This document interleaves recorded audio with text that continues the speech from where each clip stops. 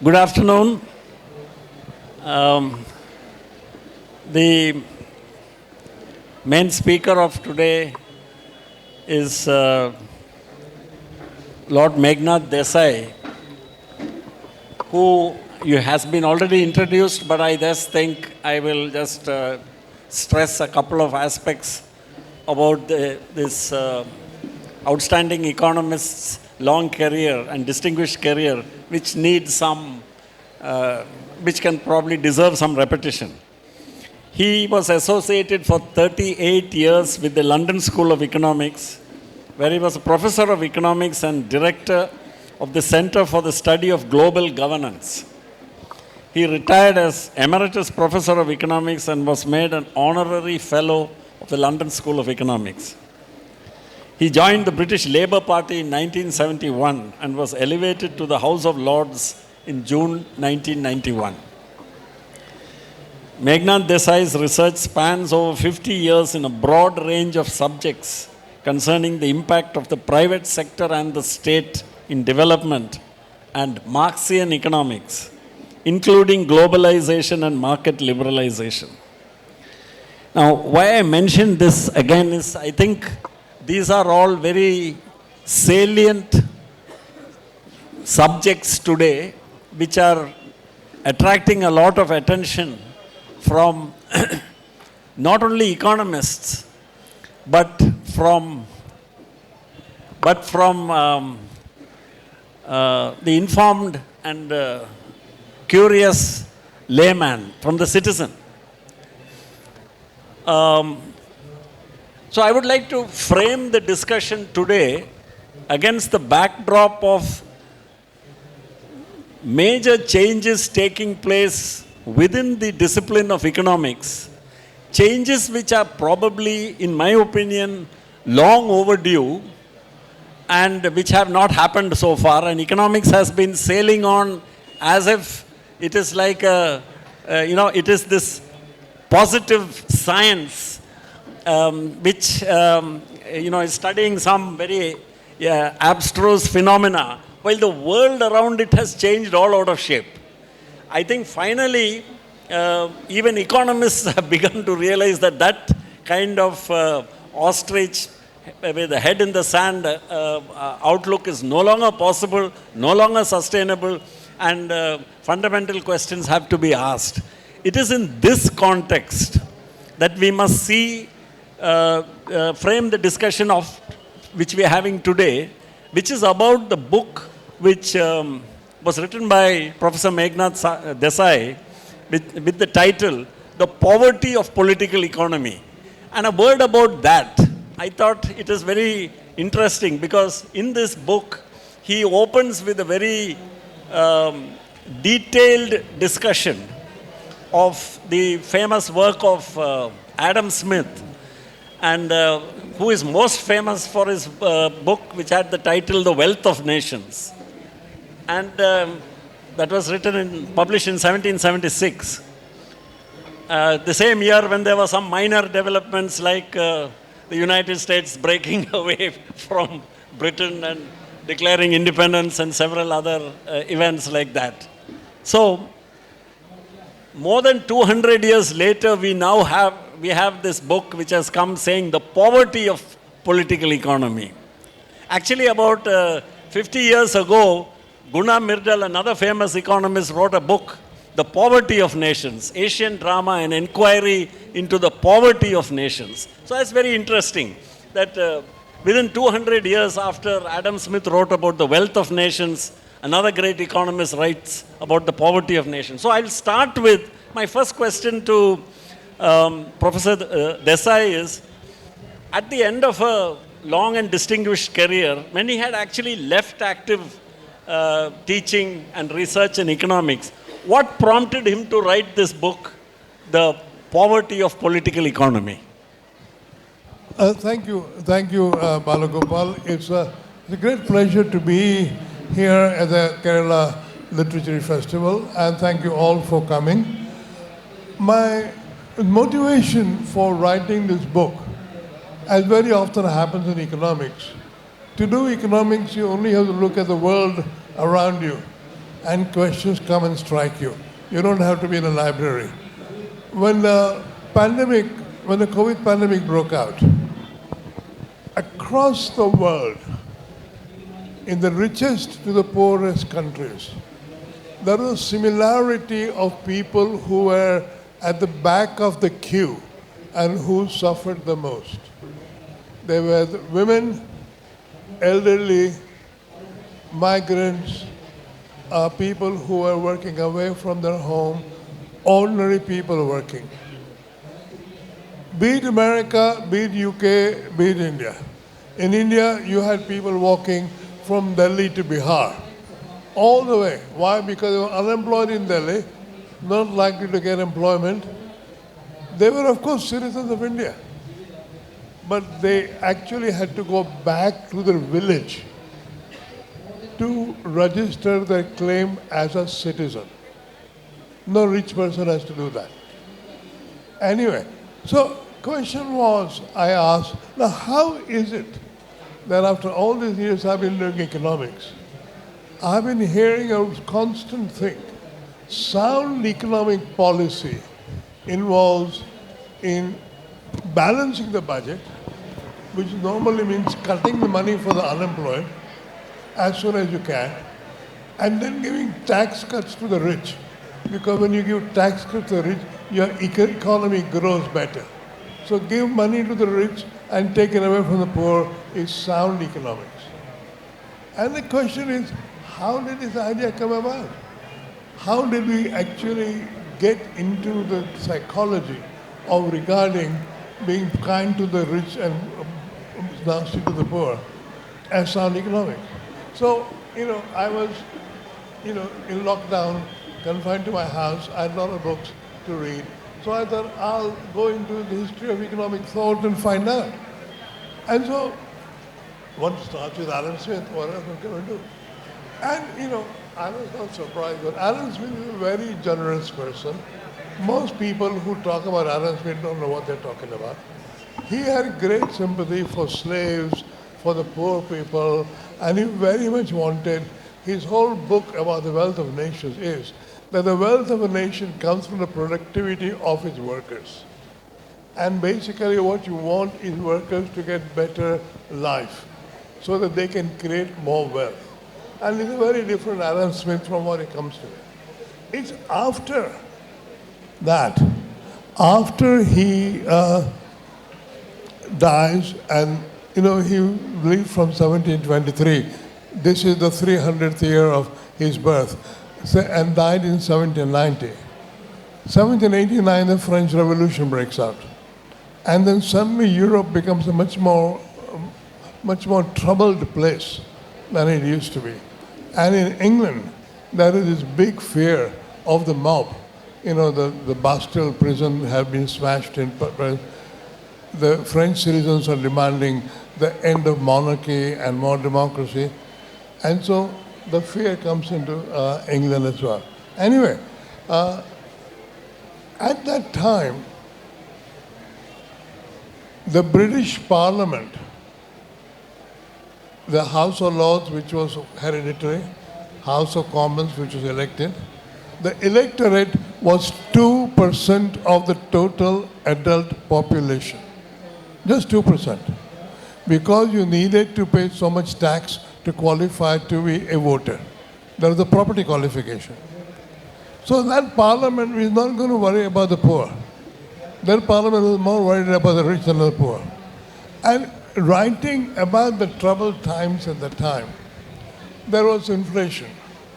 And at that time there was a law that everybody who lives in a parish, kind of a village district sort of thing, had to be looked after.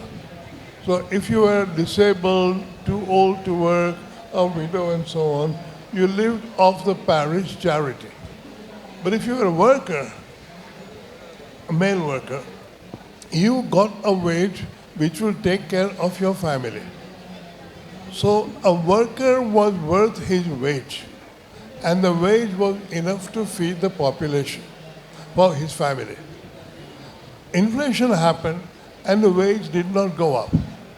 So then the local parish magistrate decided to increase the charitable contribution the rich people had to make to take care of the lower wage. At that stage, Malthus, a man called Thomas Robert Malthus, whom people may have heard of, comes on the scene and says, this is more or less terrible. If you pay these people more money, they will breed more children and the population would go up. And he totally, completely invented this law that population goes at a compound rate, 100 to 110, from 110 to 121, from 121 to 132, if it grows at 10%. But food grains only grow 1, 2, 3, 4, 5. So very soon, pay the workers more money and very soon you will have famine and death. So don't pay workers more money. And his friend Ricardo, who was a great economist, one of the greatest economists of all times, reinforced this idea. And his idea was that a worker was worth what it cost to feed his family. The value of labor power that a worker spent in work was worth the amount of hours it took to make the bread which the worker and his family was going to eat. And that was very simple. Bread was about all that he was worried about. So workers and his family, his bread income, the number of hours it took to make the bread was the worth of the worker. Now, this became later on something called the labor theory of value. Everybody thought, the value of any commodity is how much the laborer spends to make it. And that is also how much wage you should pay the worker, and so on. I won't go into that because it's a very long story.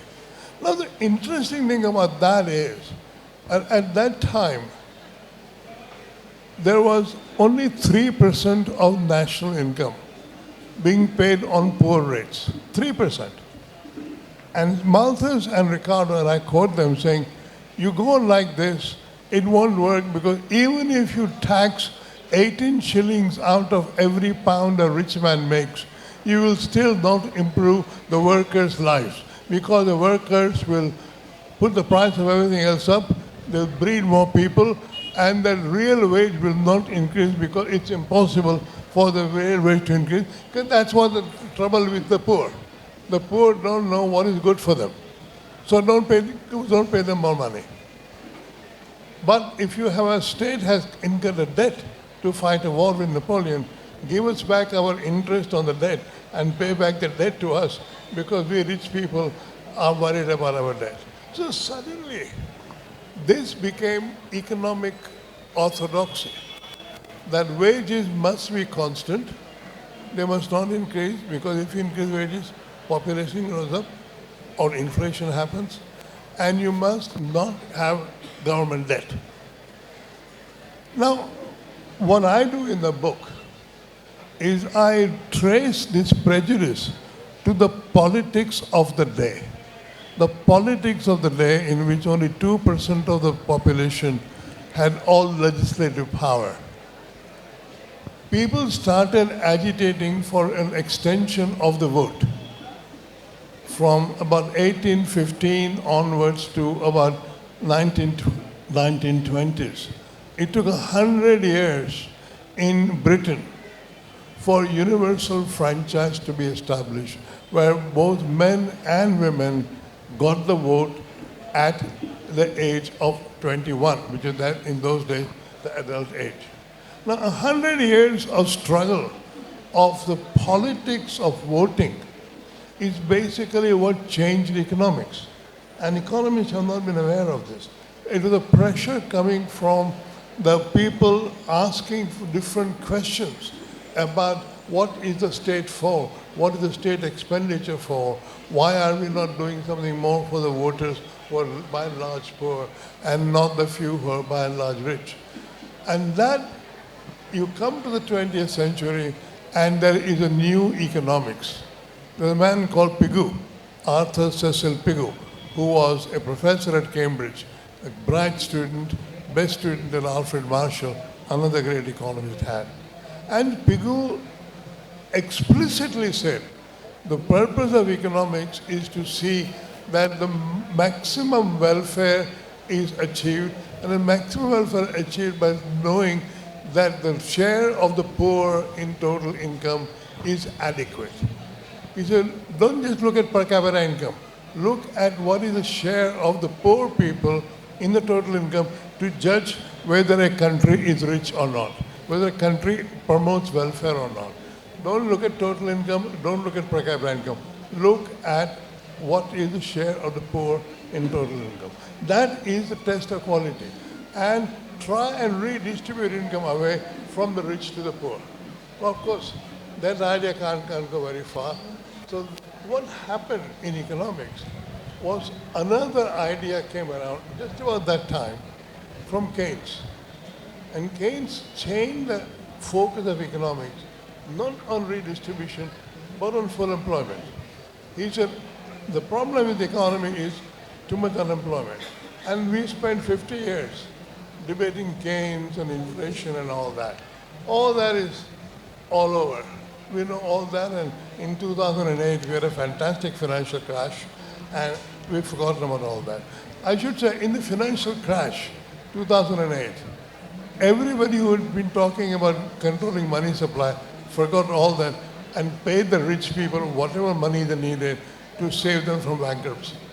So again and again, the idea is give the rich the money when they need it, but deny the poor the money when they need it. So what we need now, what the pandemic told us, is that in economics, what should really matter is lives and livelihoods.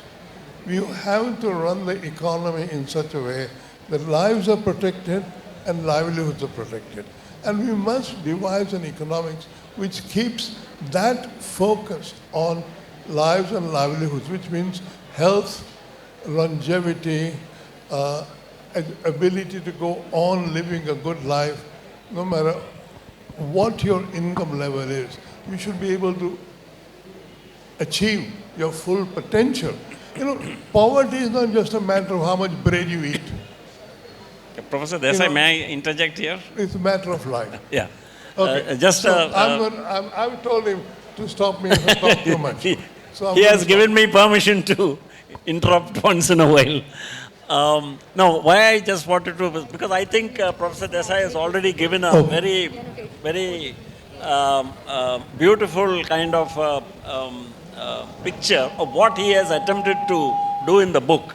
Now, before I go to to the next question, I just want to take a famous quotation from John Maynard Keynes, which I think, there may be people in the audience who will be thinking, is it very relevant today to really consider what Adam Smith thought and what Alfred Marshall thought and what Pigou said and all that?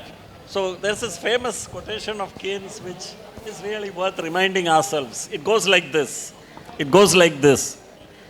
Practical men who believe themselves to be quite exempt from any intellectual influence are usually the slaves of some defunct economist. Madmen in authority who hear voices in the air are distilling their frenzy from some academic scribbler of a few years back. This was said by John Maynard Keynes. Now, so therefore the ideas of, from 200 years ago from an economist like Adam Smith or so many others, and up to more recent vintage, let's not discount the influence it can have on people who are in positions of authority and who attempt to give some economic rationale for their actions. And as we are seeing all around us, across the countries in the world, and even here in India. So, with this, I just want to go back to he starts the book with Adam Smith, with a discussion about Adam Smith. And at the end of the book, he circles back to Adam Smith, but he ends up with actually with the ideas of Pigou. So I would like to ask Professor Desai to comment on the view that, for example, Adam Smith is constantly invoked by the votaries of free market, non-intervention, laissez-faire, etc., that Adam Smith was supposed to be advocating the magical powers of free enterprise. Whereas actually, like somebody said, even people usually ascribe to Adam Smith the use of the phrase invisible hand. Somewhere I read that, in fact, in the whole Wealth of Nations in 800 pages, it is referred to only once. That phrase occurs only once in 800 pages of that tome, The Wealth of Nations. But that's not the point. The point here which I want to ask Professor Desai is, he devotes a lot of space to discussion about the ideas of Adam Smith. So could you expand on those, or could you just highlight some of the points which you wish to make about Adam Smith, Professor? I say the two things. The purpose of economics, as people of Adam Smith's time were writing, was basically to understand what constitutes the wealth of a nation. Is it the gold and the silver treasure, thing like that? Adam Smith said no. The wealth of a nation is created by the people who work. It is the labor of the majority of the population, and their productivity determines whether a nation is wealthy or not. And as part of that, he explicitly says that a society should be known by what we would call in Hindi abadi. Abadi means both population and prosperity. And basically the wealth of a nation is both in being more populous, unlike what Malthus said, and also the poorest people ought to have a rising standard of living. Now, that perspective has sort of gone. We now have poverty, we have a war on poverty, but basically poverty is $1 a day or $1.50 a day. If you get $1.50 a day, all right, we will cancel you out of being poor and you can go to whatever you like. Life is more than eating. Life is more than calories. We ought to understand that poverty is not just about not being able to eat what you need to eat. You have to be able to feel part of the society in which you live. You should be able to do what anybody else can do in terms of activities, in terms of capabilities, in terms of your consumption habits and so on. So what I point out is that there's a whole different agenda for addressing the question of poverty in a much broader sense than people have been doing. I mean, imagine that the people who are walking from Delhi to Bihar, and during a walk down.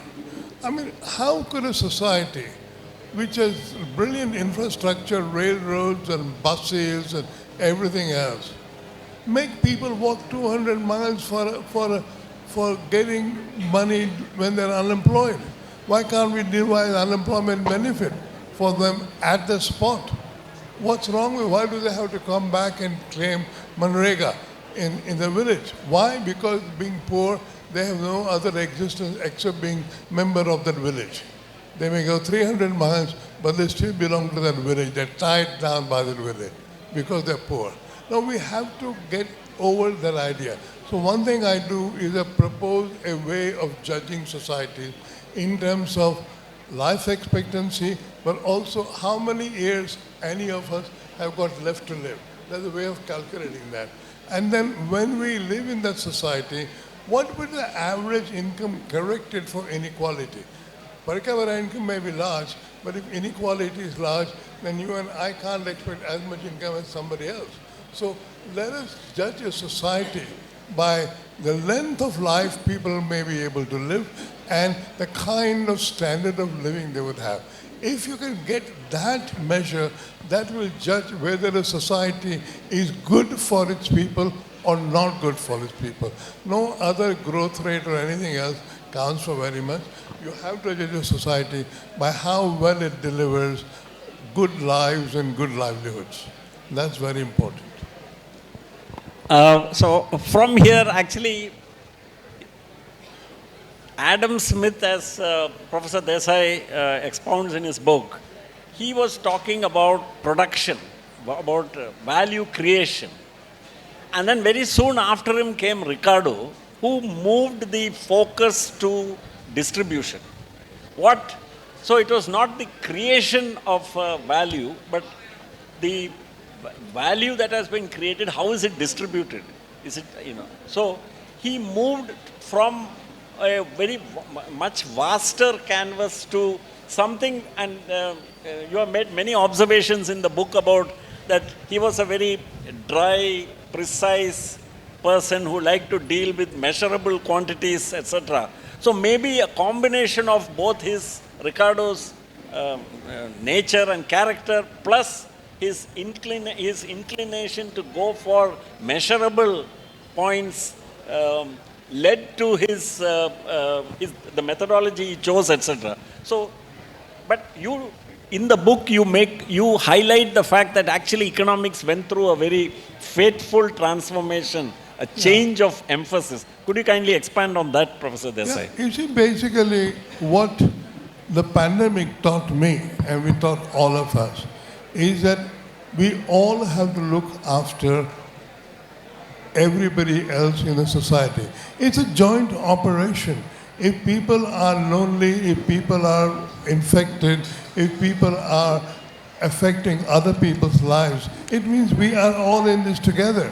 So economics has to learn to value everybody in the same way. You can't just say these are poor, these are rich, poor get nothing, rich get a lot.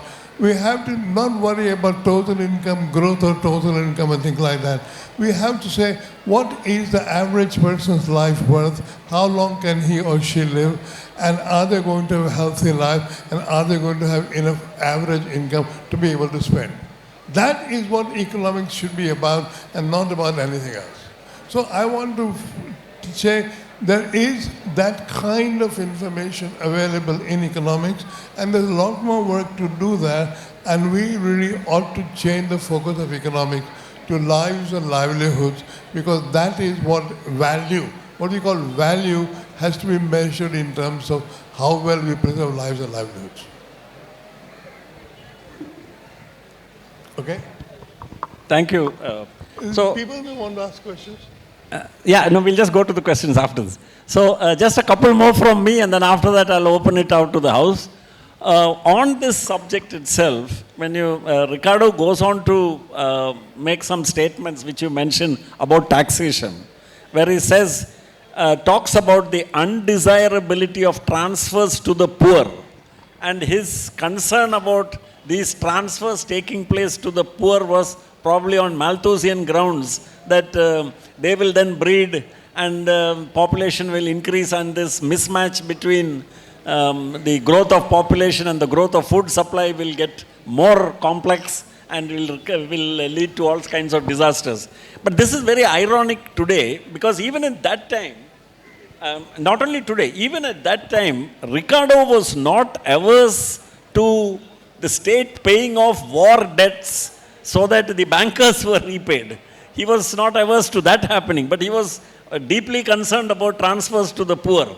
This is very much similar to what is happening today in many of the Western nations today. If you see, there is huge amounts are being transferred. I mean, the people of the United States and Western Europe are very readily seem to be acquiescing to the idea of billions of dollars being transferred to Ukraine, either in the form of funding support to the government of Ukraine or in the form of military hardware, at a time when those economies themselves are in distress. The European economies are slowing down. Britain is its economy is they're slipping into recession with 2 consecutive quarters of negative growth. The same is happening in the US. Inflation is going up, but the readiness of people to look at. So it's quite ironic that at that time. Would you have anything to say about, for instance, say coming to today itself, about the ambivalence or the complexity of the view of, of the public and politicians towards taxation and public finance and being very selective in the use of it. And I think this reinforces the point you were making earlier about the poor. Now, let me give an example of this. India, there is a big debate going on among economists. What is the percentage of poverty left in India? I'm not going to go into that because a lot of statistics involved. There is a standard of poverty, how much money you have to eat so much and so on. And by and large, many economists have come to the conclusion that there is no more poverty in India. I don't kind of battle about that. But imagine, compare that with the non-performing assets of nationalized banks. The amount of lakhs and crores which have been lost in what's called non-performing assets were not lost. Somebody grabbed them and didn't pay them back. And all the laws and all the codes and all the things about bankruptcy are designed purposefully to let the rich get away with contrived bankruptcy. Now, nobody is guilty of that. No government is guilty of that. But the system was designed under the, I should say, slogan of socialism by Indira Gandhi, who nationalized the commercial banks. And the result has been massive fraud on the public, which has helped the crony capitalists or whoever else it is, and no actual national account is available of how much money we spent. But talk about raising the poverty standard by a few more rupees, and everybody will say, can we afford that? Can we, as I said, nobody paid any money to give bus rides to the people who are walking from Delhi to Bihar. There are a lot of buses, there are a lot of trains, they're always flagging off this or that train every other day. Where were all the trains gone? After all, trains are publicly owned. Why didn't trains become available? But no, they don't make them available for the poor. Poor need food. That's all they need. If they can't get it here, they can get it in Bihar. But that is the character of a polity. And we have to rethink. We don't need a communist revolution, don't worry. We just need some improvement in the way we think about what is an economy for. An economy has to be for, as I said before, the benefit of everybody, all lives and all livelihoods. Because what COVID taught us is, if you neglect that, you kill yourself and you kill your neighbor. And that has got to stop. We've got to have, in a modern economy, we have sufficient resources to not die without purpose or without a proper reason. So let us redesign the economy in such a way that we can begin the discussion of how we are enhancing the quality of lives. And that has to be the purpose of economics, as it was in Adam Smith. Go back and read Adam Smith. It's 800 pages, but it'll do you a lot of good. Keep you out of trouble anyway. One more question before I open it out to the House. I'm sure many of you have points which you would like to ask Professor Desai. But there's one more question, which is again related to the last issue which Professor Desai made about what is the purpose and task of economics? What are the questions it should be addressing? So here I just like to bring it to a debate which is very much there in India today also, which is this, that if, there is this, just like we watch the stock markets and when the World Cup soccer was going on, everybody wanted to know what was the latest score, or when a cricket match is going on. The Indians have slowly become addicted to watching GDP growth rates So every morning they pick up the newspaper to find out what is the GDP growth rate. So that is based on, I think, a touching faith in this trickle-down hypothesis that if the GDP growth rate is good and is there, then all the other concerns, including lifting large masses of our people out of poverty, will also be taken care of, which is one view of economics and which is very different from the view of Pigou and others and the kind of view which you are advocating. So would you like to comment upon that? Yeah, let me say this, especially in regard to what Mr. Balagopal said. One of the things I do in this book is I argue a case for what's called basic income. Now, basic income follows the same principle as universal franchise does. Basic income is the idea that every voting citizen should be entitled to a minimum income, period. Anybody who is on the voting register and qualified to vote should have an income which is unconditionally given to this person. Now, obviously, we'll have to budget for it, and that question can be tackled with. But one of the questions people have often raised in rich countries, if you pay people money to work, they won't work. They'll stop going to work, and then what will happen to production in the society? My answer to that is, women do a lot of unpaid work. In society, half the population works actually without any pay for child care, family health, cooking, cleaning, taking care of the elderly and all that. All that work is unpaid. Work is not just either paid work or leisure. There is a lot of unpaid work. All the politics we do, all the amateur sports we take part, all the theater, it's all unpaid work. Now, why should we find a way of rewarding unpaid work from the money we have? It's a question of arithmetic. It has been calculated in some countries. And so I think India should begin a program, a movement. It can be an all-party movement to say, let us fix a basic income so much per week, which will give people who do a lot of unpaid work some relief.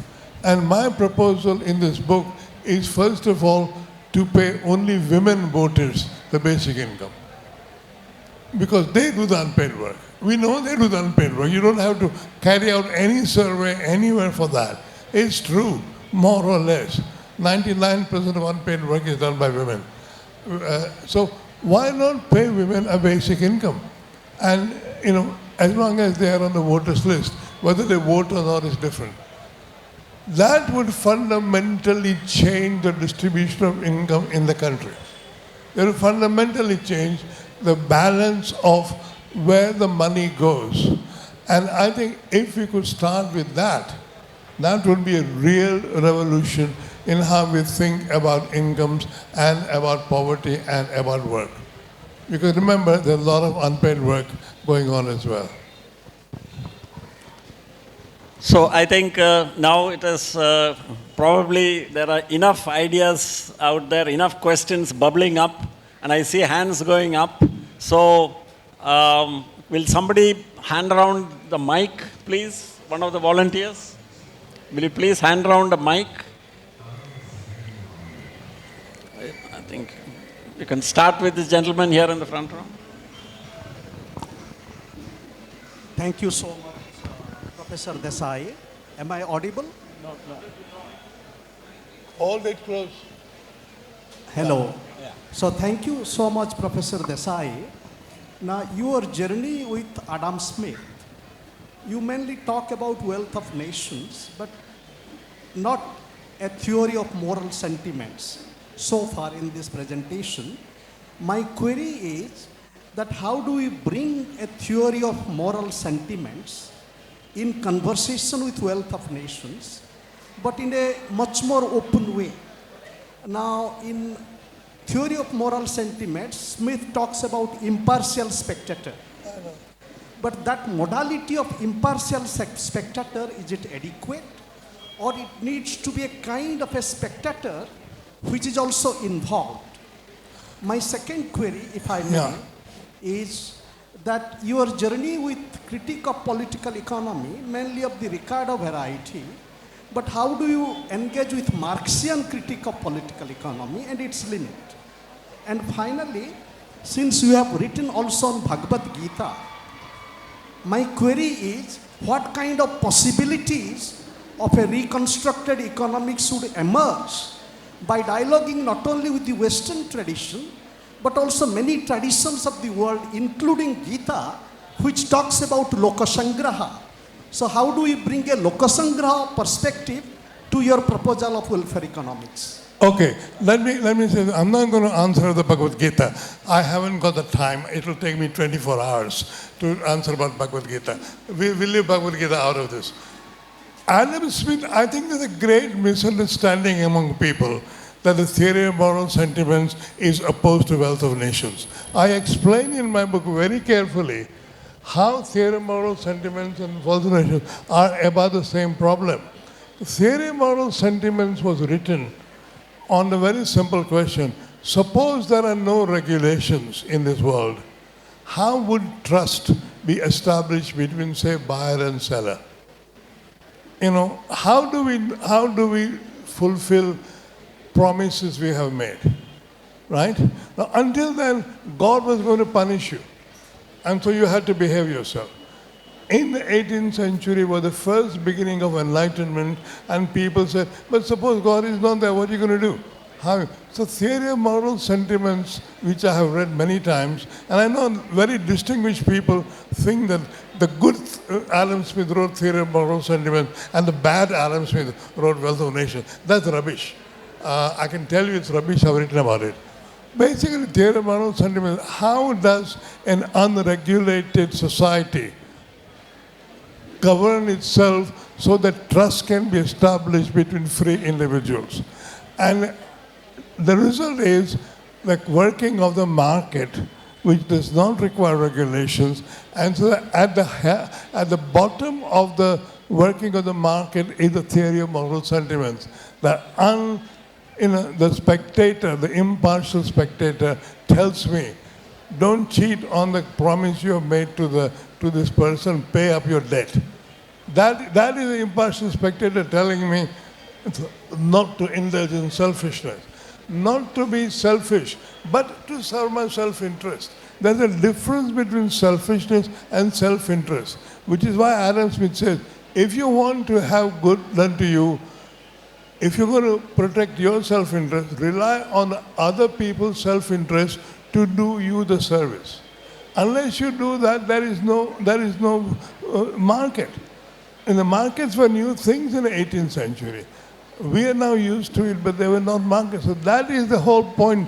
And I think, please do read my book, but do read Theory of Moral Sentiments and Wealth of Nations again. So there is no contradiction. What was your second question?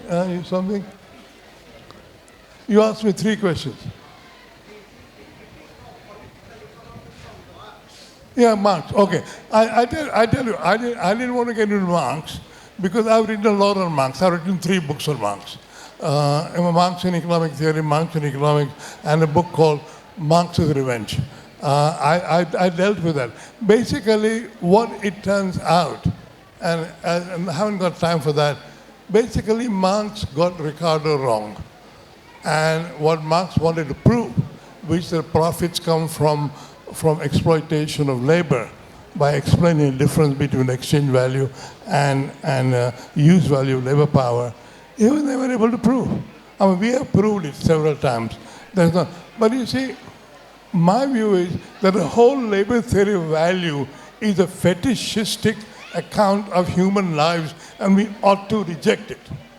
Labor theory of value is not some great objective macho thing. It is an insult of human beings and their work and their wants. So we've got to forget about labor theory of value, we forget about utilitarian theories of value, and start having values based on value of all lives and livelihoods. So I'm arguing for a new value theory. Okay? Now, Yes. Yeah, Go go ahead, go ahead. Yeah. Just shout at me. You've done it before. Can you take this mic?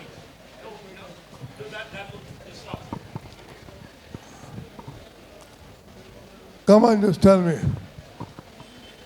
Tell me loudly. Just stand here and tell me. Don't go back. Just stand there and tell me. Okay. So very briefly, Meghnad, we can't let you go without actually also expressing a brief one-line word of welcome. It's terrific to have you here in Kozhikode. Absolutely welcome, and we're delighted you could come. Now, I have two very brief questions. The first is just to lead on from what you said about the slow transition in the politics of Western economies from the time of Ricardo to the 20th century, which led to some improvement in the lives of people, I guess the Labour Party itself, etc. Then where does a flip happen to the kind of economics that is now considered au fait, for want of a better word? You talked about balanced budgets and nasty to the poor, tax funds. When does that happen? What is the process by which that happens? And secondly, very briefly, why has India had so little success in improving the lives of the majority of the people of this country, even though there has been lip service to alternative types of economics? And why has this happened? Can you tell? Because after all, there are left parties who have no truck with, if you want, for want of a better word, with neoliberalism, on paper anyway, neoclassical economics, call it what you want. But so why are we making no progress whatsoever here in general? In your view? What?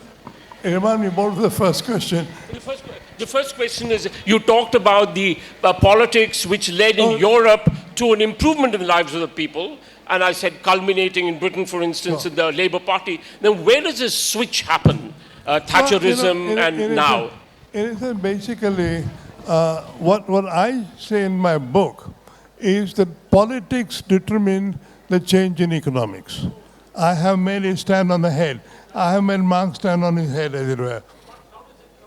It comes about because as the franchise grows, people come into parliament who represent the interests of the poorer people, of the workers. For example, 2% are voting in 1789 when Edmund Burke is boasting about British democracy. 1832, called the Great Reform Bill, takes it to about 6%. And then Gladstone and Disraeli and all that. Then the World War comes. So two things happen. Boer War happens, and England suffers a defeat at the head of other white people. And the question is, condition of the working class. Are our workers too weak to fight? So suddenly workers' health becomes a military need. And then, of course, First World War happens. And basically the whole perspective of life changes with the First World War because the whole country has to fight. You see, the Battle of Waterloo was fought by the feudal bosses, riding horses. But the battle of the First World War had to be fought by the whole country at home or on the field. And the First World War changes the perspective of governments about the people. Trade unions, for example, had to be consulted and made part of the thing. So politics says to economists, forget about all the old poor law nonsense. You look after everybody's health, look after health. And so that is where Pigou comes. And Pigou says, first of all, what is the proportion of total income held by the poor? First person to raise the question. That's the most important criterion for judging a country. Not how many poor are there, but what proportion of total GDP belongs to the poorest 30%. Find that out. And that basically, but unfortunately, Keynes happens and everybody is diverted towards another discussion. And then we have spent about 50 years discussing Keynes and monetarism. All that is over. 2008 collapse finished all that. We know all that. All that is rubbish. So now can we please go back to human development and value of all lives and livelihoods. So I'm saying let's now concentrate on a redistributive economics which really looks after the quality of life for the entire population and stop all this nonsense about growth. Now, as to why we have done what we have done, it's basically, there was a fashion called socialism. I'm calling it fashion called socialism because when I was young, we thought not if, but how soon will India become communist? Because we thought the Soviet Union was the future. We were not told the full truth, but the Soviet Union was the future. And very soon, and of course, Panditji was socialist. And socialism basically meant not equality. They didn't do anything about the caste system. They massed everything in the government hands. And dramatic inefficiency result. India was a moderately good capitalist country in colonial times, regardless of what you read. It's all rubbish. India was the 7th largest industrial country in 1947. And we stagnated for 40 years. 40 years we stagnated, exactly like China and under Mao Zedong. A very great parallel of these two countries. One is totally mad socialism, other mildly mad socialism. But and after 1991, when neoliberalism came in, oh my God, what will happen to the world? Life started improving. It hasn't yet improved completely, but there has been progress in India. India is part of the global economy. You can't have an isolated, autarkic economy. You can't have Atmanirbharta because no country in the world has ever been Atmanirbhar, ever. Division of labor is fundamental to economics. You don't do everything yourself. That is foolish economics. You find out who can do something better than you, and you do what you are better at, and you exchange. That's what exchange is all about. We specialize, and so you specialize, and then we meet and trade. That's Adam Smith. You don't need me for that. So I think basically we still have this mad idea, which is independent of every ruling party has had it. That some of India has to be unique. We have to do something different from everybody else. We have to break laws of economics because we have an ancient civilization. And so we pay.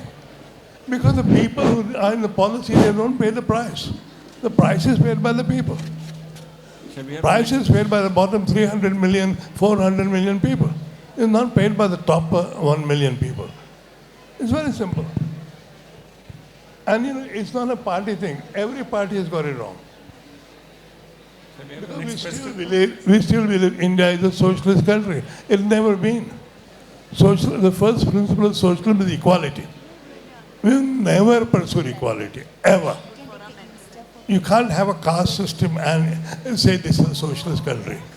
You can't. It's impossible. No matter how old it is or whatever Lord Krishna may have said in the Bhagavad Gita, it's not equality. So you can't be a socialist country and have caste system. Forget it. It's because they all went to Cambridge and thought socialism was something else. Not LSE. Don't blame me. We are already doing Manrega in terms of DPT. What about your opinion? Is Manrega is successful to eradicate our poverty in the rural poor? Because you already told that women want to give a subsistence amount for their unpaid work. So in Manrega, women are working in all across India. Mahatma Gandhi Rural Employment Guarantee Program, I would say.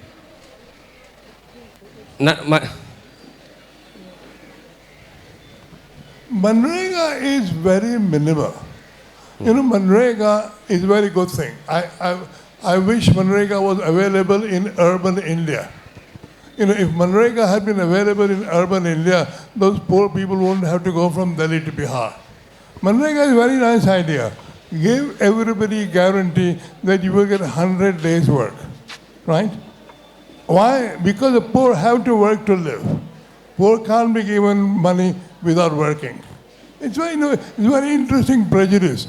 Every welfare system requires a poor person claiming benefit to say, I'm trying to find work, but I can't find work. Well, prove to me you can't find work. You have to prove, in UK, you have to prove you can't find work. Manrega is very good stuff. It was invented in a famine in Maharashtra in 1962, and it's a very good system. And it sustains poorest people in the rural areas from restarting. That is why those guys went back to their villages. Now, why can't we have in urban areas the same kind of system for, say, 100 days a year? We will give you employment from government funds. What's wrong with that? I'm a voter. Why do I have to go to Bihar to claim Manrega? Why can't you give me Manrega here? I can show you my Aadhaar card. You know, I'm a normal voter. But of course, we don't think like that.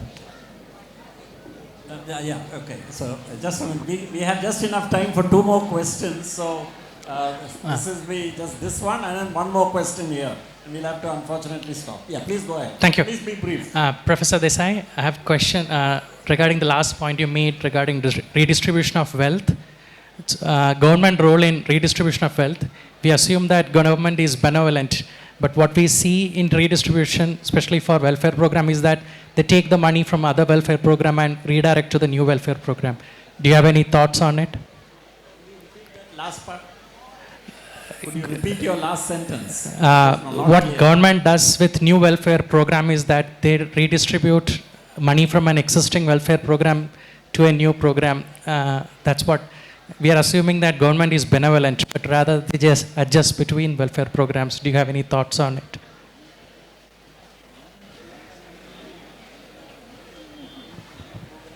Yeah. I mean, okay, that's a matter of detail, but it doesn't change my general statement that when it comes to giving to poor, governments get very careful and mean. They watch every penny. But as I said, when the non-performing assets of commercial banks come, why are all those people in jail? Why are all those managers of commercial banks in jail?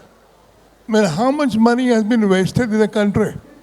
And who got the money? Well, let's have a list of who are the people who have been defaulting. Nothing like that happens. You break one welfare law and you're going to jail. That is a system. And we've got to say, why is that the system? You know, don't be worried about the Winter Palace and the Communist Revolution. There are much more homely questions to ask. Okay, now we can have the last question. Thank you, sir. I'm sorry that we have to cut this short because we are run out of time. Yeah, please go ahead. Yeah, actually, you were talking about COVID. COVID disrupted all walks of life.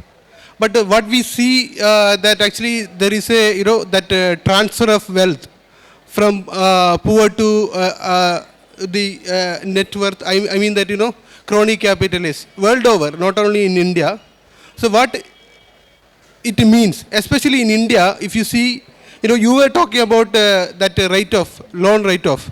So there is any connection between, actually, is it, I'm talking about the COVID.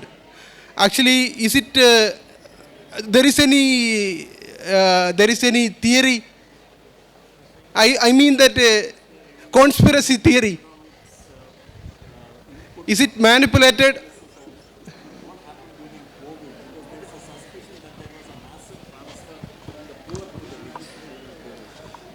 I mean, that's a matter of detail.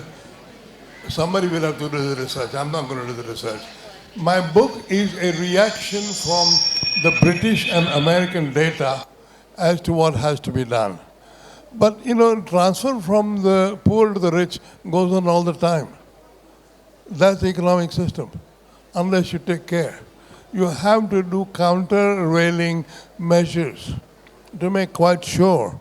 I mean, as I said, bank nationalization was thought to be a great step.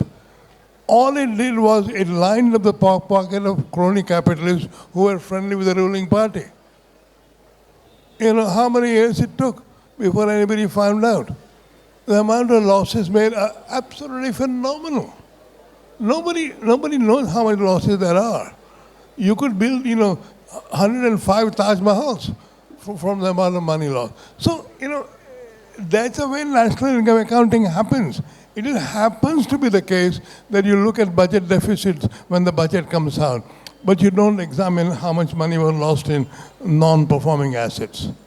That is something we have to prevent. We have to do the research and say, this is what's happening. Why isn't there Manrega in urban areas? Why is all this money being wasted? Where did all that money go? Who is going to account for all that money? That question has not been asked in India yet. I still don't think anybody has asked that question in Parliament. We'll have to stop here. We have to stop here. Thank God. So I think there were many more questions, and I'm really glad that Professor Desai's very, challenging answers to many of the questions which I posed as well as which have come from the audience have provoked a lot of thought.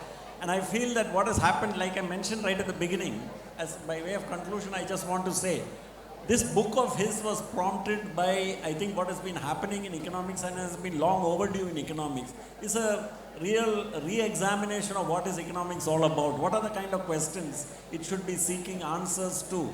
And these were highlighted by the great financial crisis of 2008 and made more acute and salient by what has happened thanks to the pandemic and extraordinary events like this, and which is being sharpened by increased conflicts which are happening globally, like the Ukraine war and other things. So I think more of the people here should realize that we should take a lot more interest in economics than we are currently doing, and a lot more of space in our media should be devoted to economic subjects. So on that positive note, I would like to thank Professor Meghnad Desai for a wonderful exposition and for turning what was a dismal and boring science into a very interesting and stimulating discussion. Thank you, Professor.